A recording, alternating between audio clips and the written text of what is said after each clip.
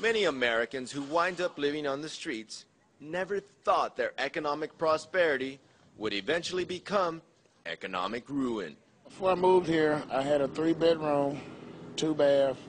I had 2 cars and a truck, a big backyard, big front yard, a dog in the front, a dog in the back. Kevin Payton describes his financial stability when he was working as an electrician in Louisiana.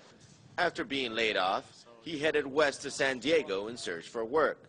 But Payton has been unable to land a job in this expensive city, and within months ended up on the street begging for change. They saying I'm overqualified. What that means, I do have no first idea. But they saying I'm overqualified, and I don't understand that. Job is a job. Payton is not alone when it comes to formerly middle-class Americans unable to find work and ending up on the street. I used to be a nurse assistant for convalescent hospital for the elderly. Out of shame, Nina doesn't want to show her face on camera. She's so embarrassed about her financial situation, she hasn't come clean to her relatives about how bad things have gotten. She now sleeps on a mattress on the street corner.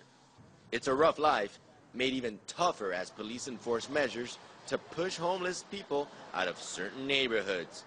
While there are signs for vacant luxury condos, right next door, you can see the belongings of hundreds and thousands of homeless people who will not have a bed to sleep in tonight. There are people all over the city in cars. With more people finding high rents or mortgage payments impossible to pay, sleeping in a car or motorhome has become a widespread last resort. They told me not to sleep in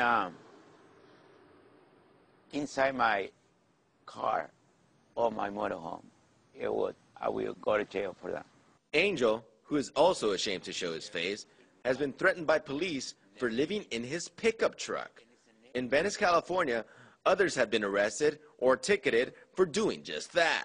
And we live in a city where people are 1 paycheck away from being homeless. And if you go down on Skid Row, that's what you see. People lost an apartment, they wound up there, and it becomes a cycle you can't get out of. Those trying to help the homeless sometimes are targeted by police as well. This video shows activists being arrested for handing out food to transients in Orlando, Florida, one of several American cities where feeding the homeless is outlawed. Could be you. Most people are 1 or 2 paychecks away from losing their housing, and that's just the truth. Nationwide, the official unemployment rate is doggedly stuck at over 9%. Many economists, however, claim the real figure is twice that, with many no longer bothering to look for jobs. A record 45 million people are now on food stamps, while food pantries struggle to keep up with demand.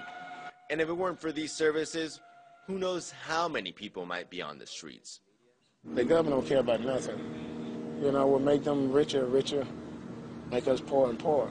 As the government struggles to get its own financial house in order, little thought seems to be given to the housing of Americans across the country, leading many to wonder if scenes like these might be the new normal for America. In Los Angeles, Ramon Galindo, RT.